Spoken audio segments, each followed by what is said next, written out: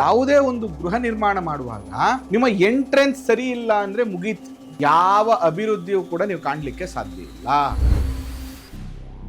North ಅಂದ್ರೇನು? ಕುಬೇರನ ಮೂಲೆ. North East ಅಂದ್ರೇನು? ಎಜುಕೇಶನ್ ಮೂಲೆ. ಅದು ಯಾವಾಗ ಈನ ಬಾಹು ಪ್ರವೇಶವನ್ನ ಮಾಡ್ತೀವೋ ವಂಶಾಭಿವೃದ್ಧಿ ಆಗೋದಿಲ್ಲ. ತೊರ್ಗು ಒಂದು ಮನೆ ಕಟ್ಟಕ್ಕಾಗಿಲ್ಲ, ಒಂದು ಸೈಡ್ ತಗೊಳಕ್ಕಾಗಿಲ್ಲ. ಅಪ್ಪನ ಆಸ್ತಿ ಇತ್ತು, ಕಾರು ಮನೆ ಬಂಗ್ಲೆ ಎಲ್ಲ ಇತ್ತು, ಏನು ಇಲ್ಲ. ಇವತ್ತು ಬಾಡಿಗೆ ಕಟ್ಟಕ್ಕೂ ಕಷ್ಟ.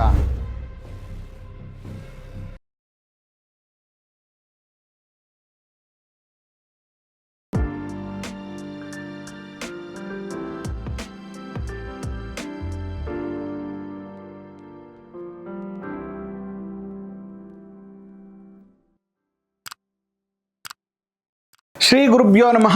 ಮಾಯಕಾರ ಪ್ರಭುವೇ ನಮಃ. ಗಣೇಶ ದೇವಿ ವಾಗ್ದೇವಿ ಮಮ ವಾಕ್ಯ ಸಿದ್ಧಿ ಕುರು ಸ್ವಾಹ. ವಾಸ್ತು ಪುರುಷಾಯ ವಿದ್ಮಹೆ ಕ್ಷೇಮಂಕರಾಯ ಧೀಮಹಿ ತನ್ನೋ ವಾಸ್ತು ಪ್ರಚೋದಯಾತ್.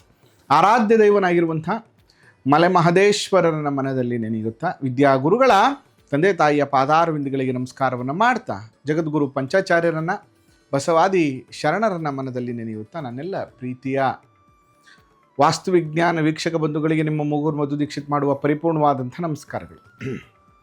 ನಿಮ್ಮ ನಂಬಿಕೆ ಖಂಡಿತವಾಗಿಯೂ ನಮಗೆ ಶ್ರೀರಕ್ಷೆ. ಯಾಕೆ ಅಂತಂದರೆ ಈ ಮಾತನ್ನು ಹೇಳ್ತಾ ಇದ್ದೇನೆ. ಎಷ್ಟು ಖುಷಿಯಾಗುತ್ತೆ ಅಂತಂದರೆ ತುಂಬ ಜನ ಹೇಳ್ತಾರೆ, ಗುರುಗಳೇ ನಿಮ್ಮ ವಿಡಿಯೋಸ್ಗಳನ್ನು ನೋಡಿ ನಾವು ಶಾಸ್ತ್ರೀಯವಾಗಿ ಮನೆ ಕಟ್ತಾ ಇದ್ದೇವೆ, ಜೊತೆಗೆ ಈ ರೀತಿಯ ಕೂಡ ಶಂಕುಸ್ಥಾಪನೆ, ಭೂಶುದ್ಧಿ, ಸಪ್ತಶುದ್ಧಿ ಮಾಡಿ ಗೃಹ ನಿರ್ಮಾಣ ಮಾಡಬಹುದು ಅನ್ನುವಂಥ ಕಲ್ಪನೆ ಕೂಡ ನನಗಿರಲಿಲ್ಲ. ಶೆಲ್ಲೋದ್ಧಾರ, ಶಿಲಾನ್ಯಾಸ, ಇಷ್ಟಿಕನ್ಯಾಸ ವಿಧಿಗಳ ಬಗ್ಗೆ ನಮಗೇನು ಗೊತ್ತೇ ಇರಲಿಲ್ಲ. ಯಾವುದೇ ವಿಚಾರಗಳನ್ನು ಹೇಳಿದ್ರೆ ಅದು 100% ಶಾಸ್ತ್ರೀಯವಾಗಿರುತ್ತೆ. ನೀವು ಕೇಳಿದ್ರೆ ನಾನೊಂದು ಶಾಸ್ತ್ರೀಯ ಪುಸ್ತಕವನ್ನು ತೋರಿಸುವಷ್ಟು ನಿಟ್ಟಿನಲ್ಲಿ ನಾನು ನಿಮಗೆ ವಿಚಾರಗಳನ್ನು ಮುಟ್ಟಿಸ್ತೇನೆ. ಅದರ ಜೊತೆಗೆ ಇದೇ 30ನೇ ತಾರೀಕು ಅಂದರೆ ಮಾರ್ಚ್ 30ನೇ ತಾರೀಕು ನಿಮ್ಮೆಲ್ಲರಿಗೋಸ್ಕರ ನೀವು ಕೊಡುವ ಕನ್ಸಲ್ಟೇಷನ್ ಫೀಸಲ್ಲಿ ಇಡೀ ವಾಸ್ತುವನ್ನು ನೀವು ಕಲಿಬೋದು.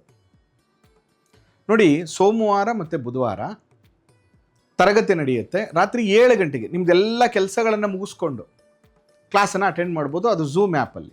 ಆರ್ಕಿಟೆಕ್ಟು, ಇಂಜಿನಿಯರ್ಸು, ಇಂಟೀರಿಯರ್ ಡಿಸೈನರ್ಸು, ಮನೆ ಕಟ್ತಾ ಇರುವಂಥವ್ರು, ಕಟ್ಟಬೇಕು ಅಂದ್ಕೊಂಡಿರುವಂಥವ್ರು, ವಾಸ್ತು ಕಲಿಬೇಕು ಅನ್ನುವಂಥವ್ರು ಬನ್ನಿ, ಎಲ್ಲರೂ ಸೇರಿ ಒಂದು ಅದ್ಭುತವಾದಂತಹ ವಾಸ್ತುವನ್ನು, ಶಾಸ್ತ್ರೀಯ ವಾಸ್ತುವನ್ನು, ವೈಜ್ಞಾನಿಕ ವಾಸ್ತುವನ್ನು ಎಲ್ಲರೂ ಕಲಿಯುವ ಪ್ರಯತ್ನವನ್ನು ಮಾಡೋಣ. ಅದರ ಜೊತೆಗೆ ಇವತ್ತಿನ ಸಂಚಿಕೆಯಲ್ಲಿ ನಾನು ನಿಮಗೆ ತಿಳಿಸ್ಕೊಡ್ತಾ ಇರುವಂಥದ್ದು ಈನ ಬಾಹು ಪ್ರವೇಶ. ಅದರಲ್ಲೂ ಕೂಡ ನಾರ್ತ್, ಉತ್ತರದ ಈನ ಬಾಹು ಪ್ರವೇಶ. ಏನಿದು ಉತ್ತರದ ಈನ ಬಾಹು ಪ್ರವೇಶ? ನೋಡಿ, ಯಾವುದೇ ಒಂದು ಗೃಹ ನಿರ್ಮಾಣ ಮಾಡುವಾಗ ನಿಮ್ಮ ಎಂಟ್ರೆನ್ಸ್ ಸರಿ ಇಲ್ಲ ಅಂದರೆ ಮುಗೀತು. ಯಾವ ಅಭಿವೃದ್ಧಿಯೂ ಕೂಡ ನೀವು ಕಾಣಲಿಕ್ಕೆ ಸಾಧ್ಯ ಇಲ್ಲ. ಹಾಗಾದರೆ ಹೆಚ್ಚೆಚ್ಚು ವಿಚಾರಗಳನ್ನು ತಿಳ್ಕೋಬೇಕು. ನೀವು ಗುರುಗಳ ವಾಸ್ತುವಿನ ಅನೇಕ ವಿಷಯಗಳನ್ನು ತಿಳಿಸ್ಕೊಡ್ತಾ ಇದ್ದಾರೆ ಅಂದರೆ ಒಂದೇ ಒಂದು ಕಾಮೆಂಟು, ಒಂದೇ ಒಂದು ಲೈಕ್, ಒಂದೇ ಒಂದು ಸಬ್ಸ್ಕ್ರೈಬ್ ಮಾಡ್ಬೋದಲ್ಲ ನೀವು. ಅದರಲ್ಲೂ ಕೂಡ ಜಿಪುಣತನವನ್ನು ತೋರಿಸ್ಬೇಡಿ ಅಲ್ವಾ. ನೀವೆಲ್ಲರೂ ಕೂಡ ಸಹೋದರ ಸಹೋದರಿಯರು. ನಿಮ್ಮ ಕುಟುಂಬ ಚೆನ್ನಾಗಿದ್ದರೆ ನಮ್ಮ ಕುಟುಂಬ ಕೂಡ ಚೆನ್ನಾಗಿರುತ್ತೆ ಅನ್ನುವಂಥ ವಿಚಾರವನ್ನು ತಿಳಿಸ್ತಾ ನೋಡಿ, ಈನ ಬಾಹು ಪ್ರವೇಶ ನಾರ್ತಲ್ಲಿ ಅಂತ. ಸಾಮಾನ್ಯವಾಗಿ ಗೇಟನ್ನು ನಾವೇನು ಮಾಡ್ತೀವಿ, 3, 4, 5 ಇಟ್ಕೋತೀವಿ, ಅಥವಾ ನಾರ್ತ್ ಈಸ್ಟ್ ಡೆಡ್ ಎಂಡಲ್ಲಿ ಸಾಮಾನ್ಯವಾಗಿ ಉತ್ತರದ ಗೇಟನ್ನು ಇಟ್ಕೋತೀವಿ. ಇಟ್ ಈಸ್ ಗುಡ್, ಇದು ರೈಟ್, ಇದು ಸರಿ ಇದೆ, ತಪ್ಪೇನಿಲ್ಲ. ಆದರೆ ಮನೆಯ ಮುಖ್ಯ ದ್ವಾರವನ್ನು ಇಡುವಂಥ ಸಂದರ್ಭದಲ್ಲಿ ಇಲ್ಲಿ ಪ್ರವೇಶ ಮಾಡ್ತೀರಿ, ಈ ರೀತಿಯಾಗಿ ಪಶ್ಚಿಮದ ಕಡೆಗೆ ಹೋಗ್ತೀವಿ, ಮುಖ್ಯ ದ್ವಾರವನ್ನು ಇಲ್ಲಿಡುವಂಥದ್ದು. ಅಥವಾ ನಾರ್ತ್ 3, 4, 5 ಇಟ್ಬಿಟ್ಟು ಈ ರೀತಿ ಬಂದು ಈ ರೀತಿ ಮನೆ ಪ್ರವೇಶವನ್ನು ಮಾಡುವಂಥದ್ದು. ಅಂದರೆ ಉತ್ತರದಿಂದ ಬಂದು ಪಶ್ಚಿಮದಲ್ಲಿ ಏನಾದ್ರೂ ಆ್ಯಂಟಿ ಕ್ಲಾಕ್ ವೈಸ್ ಆಗಿ ಬಂದು ಗೃಹ ಪ್ರವೇಶವನ್ನು ನಾವು ಮಾಡಿದ್ರೆ, ಅಂದರೆ ಮನೆಯ ಪ್ರವೇಶವನ್ನು ಮಾಡಿದ್ರೆ, ಅಥವಾ ಮನೆ ಮುಖ್ಯದ್ವಾರವನ್ನು ನಾವು ಎಂಟ್ರೆನ್ಸ್ ಡೋರ್ನ ಇಟ್ಕೊಂಡಿದ್ರೆ ಯಾವುದೇ ಕಾರಣಕ್ಕೂ ಈ ಮನೆ ಅಭಿವೃದ್ಧಿಯನ್ನು ಕಾಣೋದಿಲ್ಲ. ಈ ಥರ ಸಮಯ ಹೇಗೆ ಬರುತ್ತೆ ಅಂದರೆ, ಎಕ್ಸಾಂಪಲ್ ನಾವು ಇಲ್ಲೊಂದು ಮನೆ ಮಾಡಿರ್ತೀವಿ, ಫ್ರಂಟಲ್ಲಿ ಓನರ್ ಇರ್ತಾರೆ, ಹಿಂದ್ಗಡೆ ಯಾವುದೋ ಒಂದು ಬಾಡಿಗೆ ಕೊಡೋಕ್ಕೋ ಅಥವಾ ಯಾರು ಬಂದು ಉಳ್ಕೊಳ್ಳೋಕ್ಕೋ ಎಂಪ್ಲಾಯೀಸ್ಗೂ ಅಂತ ಮಾಡಿರ್ತಾರೆ. ಆಗ ಏನು ಮಾಡಿರ್ತೀರಿ ನೀವೇನಂದರೆ, ಇಲ್ಲಿ ನಿಮ್ಗೆ ಎಂಟ್ರೆನ್ಸ್ ಇಟ್ಕೊಬಿಟ್ಟಿರ್ತೀರಿ, ಆದರೆ ಅವ್ರಿಗೇನು ಮಾಡ್ತೀರಿ, ಇಲ್ಲಿ ಬಂದ್ಬಿಟ್ಟು ಹಿಂದ್ಗಡೆಯಿಂದ ಎಂಟ್ರೆನ್ಸನ್ನು ಕೊಟ್ಟಿರ್ತೀರಿ. ಕೆಲವು ಸಂದರ್ಭದಲ್ಲಿ ಈ ಥರ ನೀವು ಕೊಡಬಾರ್ದು. ನಿಮ್ಮ ಮನೆಗಾಗಲಿ ಬಾಡಿಗೆ ಮನೆಗಾಗಲಿ ನಿಮ್ಮದೇ ನಿವೇಶನದಲ್ಲಿ ನಿಮ್ಮದೇ ಗೃಹ ನಿರ್ಮಾಣ ಮಾಡಿರೋದ್ರಿಂದ ನೀವು ಅಭಿವೃದ್ಧಿ ಆಗಲ್ಲ, ಅವರು ಅಭಿವೃದ್ಧಿ ಆಗಲ್ಲ. ಏನಾಗುತ್ತೆ, ನಾರ್ತ್ ಅಂದ್ರೇನು? ಕುಬೇರನ ಮೂಲೆ. ನಾರ್ತ್ ಈಸ್ಟ್ ಅಂದ್ರೇನು? ಎಜುಕೇಷನ್ ಮೂಲೆ. ಅದು ಯಾವಾಗಲೂ ಕೂಡ ಇದನ್ನ ಅರ್ಥ ಮಾಡಬೇಕು. ದೈವ ಮೂಲೆ, ದೈವತ್ವವನ್ನು ಕೊಡುವಂಥದ್ದು, ಉದ್ಯೋಗ, ವ್ಯವಹಾರ, ಆಸ್ತಿಯನ್ನು ಕೊಡುವಂಥದ್ದು. ಯಾವಾಗ ಈನ ಬಾಹು ಪ್ರವೇಶವನ್ನು ಮಾಡ್ತೀವೋ ವಂಶಾಭಿವೃದ್ಧಿ ಆಗೋದಿಲ್ಲ ಮೊದಲನೇದಾಗಿ, ಅಥವಾ ಮಕ್ಕಳು ನಿಮ್ಮ ಎಕ್ಸ್ಪೆಕ್ಟೇಷನ್ ಥರ ಅಭಿವೃದ್ಧಿಯನ್ನು ಕಾಣೋದಿಲ್ಲ. ಮತ್ತು ನಾರ್ತಿಂದ ಬಂದ ತಕ್ಷಣ ಕೌಟುಂಬಿಕ ಕಲಹ ಯಾಕೆ ಶುರುವಾಗುತ್ತೆ? ಒಂದಕ್ಕೊಂದು ಇಂಟರ್ಲಿಂಕು. ಯಾಕೆ? Financially problem. ಯಾವ್ಯಾವುದಕ್ಕೋ ಇದ್ದಂಥ ದುಡ್ಡು, ಮನೆಯಲ್ಲಿದ್ದಂಥ ದುಡ್ಡು, ಇನ್ನೊಂದು ಯಾವುದೋ ಸೈಟಿಂದ ಬಂದ ದುಡ್ಡು ಎಲ್ಲನೂ ತೊಗೊಂಡೋಗ್ಬಿಟ್ಟು ಇನ್ವೆಸ್ಟ್ಮೆಂಟ್ ಮಾಡೋದು, ವ್ಯವಹಾರಕ್ಕಾಗುವಂಥದ್ದು.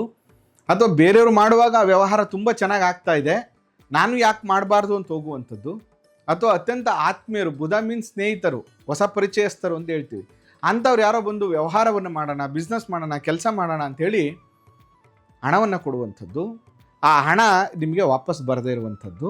ಈ ರೀತಿಯಾಗಿ ಪದೇ ಪದೇ ನಂಬಿಕೆ ದ್ರೋಹದ ಕೆಲಸಗಳು ನಿಮ್ಗೆ ಆಗ್ತಾ ಹೋಗುತ್ತೆ. ಫೈನಾನ್ಷಿಯಲಿ ಸ್ಟ್ರಗಲ್ ಮಾಡ್ತೀರಿ ಮತ್ತು ಆರ್ಥಿಕ ವೃದ್ಧಿಯನ್ನು ತುಂಬ ಕಳ್ಕೊತೀರಿ. ಮತ್ತು ನೋಡಿ, ಯಾವಾಗ ವೆಸ್ಟ್ ಬಂದು ಯಾವಾಗಲೂ ಕೂಡ ಕೂಡಿಡುವಂಥ ಹಣ ಅಂತ, ಸೇವಿಂಗ್ಸ್ ಅಕೌಂಟ್ ಅಂತ. ಯಾವಾಗ ನೀವು ಈನ ಬಾವು ಪ್ರವೇಶವನ್ನು ಮಾಡ್ತಿರೋ, ಆ ಈನ ಬಾವು ಪ್ರವೇಶ ಮಾಡಿದ ತಕ್ಷಣವೇ ನಿಮ್ಮ ಸೇವಿಂಗ್ಸ್ ಅಕೌಂಟ್ ಎಲ್ಲ ಖಾಲಿ ಆಗುತ್ತೆ. ಸರಿ, ಕೆಲವು ಸರಿ ಅಲ್ಲಪ್ಪ, ನೀ ಇಷ್ಟು ವರ್ಷದಿಂದ ಕೆಲಸ ಮಾಡ್ತಾ ಇದೆಯಾ, ಇಷ್ಟು ದಿನದಿಂದ ವ್ಯವಹಾರ ಮಾಡ್ತಾ ಇದೆಯಾ, ಏನಾಯಿತು ಅಷ್ಟು ದುಡ್ಡೆಲ್ಲ ಸಂಪಾದನೆ ಆಯ್ತಲ್ಲ ಅಂದರೆ, ಅಯ್ಯೋ ಗೊತ್ತಿಲ್ಲ ಸರ್, ಹೆಂಗೆ ಖರ್ಚಾಯಿತು ಗೊತ್ತೇ ಇಲ್ಲ ಗುರುಗಳೇ, ಖರ್ಚಾಗೋಯ್ತು, ಏನು ಉಳ್ಸೋಕ್ಕೆ ಆಗಲ್ಲ, ಇವತ್ತವರೆಗೂ ಒಂದು ಮನೆ ಕಟ್ಟೋಕ್ಕಾಗಿಲ್ಲ, ಒಂದು ಸೈಡ್ ತಗೊಳಕ್ಕಾಗಿಲ್ಲ. ಅಥವಾ ಅಪ್ಪನ ಆಸ್ತಿ ಇತ್ತು, ಎಲ್ಲ ಇತ್ತು ನಮ್ಮ ಹತ್ರ, ಒಳ್ಳೆ ಕಾರು, ಮನೆ, ಬಂಗ್ಲೆ ಎಲ್ಲ ಇತ್ತು, ಬಟ್ ಇವತ್ತು ನಮ್ಮ ಹತ್ರ ಏನೂ ಇಲ್ಲ, ಇವತ್ತು ಬಾಡಿಗೆ ಕಟ್ಟೋಕ್ಕೂ ಕಷ್ಟ. ಅಥವಾ ಅಷ್ಟು ವರ್ಷಗಳಿಂದ ನಾವು ಮಾಡ್ತಾ ಇದ್ದೀವಿ, ಅಭಿವೃದ್ಧಿನೇ ಕಾಣ್ತಾ ಇಲ್ಲ. ಆ ರೀತಿಯ ಸಮಸ್ಯೆಗಳಿಗೆ ಇದು ಕೂಡ ಒಂದು ಕಾರಣ.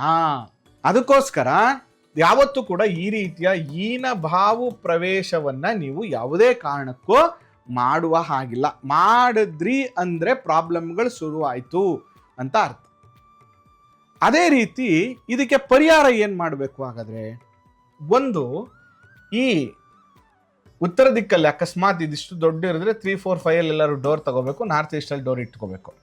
ಅಥವಾ ಇದನ್ನು 2 ಭಾಗ ಮಾಡಿ ಹಿಂದ್ಗಡೆ ಮಾಡಿದರೆ, ಈ ಚೌಕಾಕಾರದ ಮನೆ ಏನಿರುತ್ತೆ ಅಂದರೆ ಅವ್ರಿಗೇನು ಗೆಸ್ಟ್ ಹೌಸ್ ಅಂತ ಕೊಟ್ಟಿರ್ತಾರೆ, ಹಿಂಭಾಗ ಅಂತ ಏನು ಕೊಟ್ಟಿರ್ತೀರ, ಆ ಭಾಗದ ನಾರ್ತ್ ಈಸ್ಟಲ್ಲಿ 3, 4, 5 ಅಲ್ಲಿ ಸೆಂಟ್ರಲ್ಲಿ ಡೋರ್ ಕೊಡಬೇಕು. ಡೋರ್ ಕೊಡೋಕೆ ಅವಕಾಶನೇ ಇಲ್ಲ ಅಂತ ಬಂದಾಗ ಪಿರಮಿಡ್ದು ಒಂದು ಫಾರ್ಚೂನ್ ಡೋರ್ ಅಂತ ಬರುತ್ತೆ, ಅದು ಬೇಸಿಕ್ ಕಾಪರ್ ಗೋಲ್ಡ್ ಅಂತ ಬರುತ್ತೆ. ಅದು ಏರಿಯಾವನ್ನು ನೋಡಿಕೊಂಡು ಅಲ್ಲೊಂದು ಎನರ್ಜಿಯನ್ನು ಕ್ರಿಯೇಟ್ ಮಾಡಬೇಕು, ಹೊಸದಾಗಿ ಕ್ರಿಯೇಟ್ ಮಾಡಬೇಕು. ಇಲ್ಲ ಅಂದರೆ ಖಂಡಿತವಾಗಿಯೂ ನಿಮಗೆ ಸಮಸ್ಯೆ ತಪ್ಪಿದ್ದಲ್ಲ.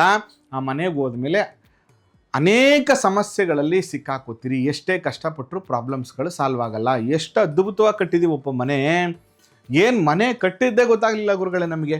ಬರೀ 50,000 1 ಲಕ್ಷ ಇಟ್ಕೊಂಡು ಕಟ್ಟಿದ್ದು, 80 ಲಕ್ಷ ರೂಪಾಯಿಗೆ ಮನೆ ಕಟ್ಟಿದ್ದೀವಿ ಗುರುಗಳು. ಎಲ್ಲೆಲ್ಲಿಂದ ಬಂತು ದುಡ್ಡು ಗೊತ್ತಿಲ್ಲ ಗುರುಗಳೇ ನಮಗೆ. ಎಸ್, ಎಲ್ಲ ಬಂದಿರುತ್ತೆ. ಆದರೆ ಯಾವಾಗ ಈ ರೀತಿ ಈನಭಾವು ಪ್ರವೇಶವನ್ನು ಮಾಡ್ಕೊಂಡಿರ್ತೀರೋ ಎಲ್ಲವನ್ನ ಕಳ್ಕೊಳ್ಳುವಂಥ ಒಂದು ಪರಿಸ್ಥಿತಿ ಬರ್ತದೆ. ಅದಕ್ಕೆ ಒಂದು ಗೃಹ ನಿರ್ಮಾಣ ಮಾಡುವಾಗ ಡೋರ್ನ ನಿರ್ಣಯ ಮಾಡುವಂಥ ಸಂದರ್ಭದಲ್ಲಿ ಬಹಳ ಮುಖ್ಯವಾಗಿ ಮುಖ್ಯವಾಗಿ ಗಮನಿಸಬೇಕಾಗ್ತದೆ.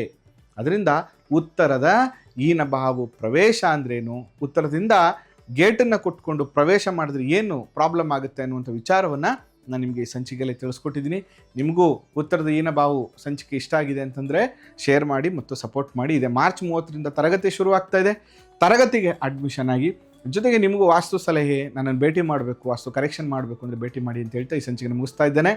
ಆ ಮಲೆ ಮಹದೇಶ್ವರರ ಅನುಗ್ರಹ ಸದಾ ನಿಮ್ಮ ಮೇಲಿರಲಿ. ನಮಸ್ಕಾರ.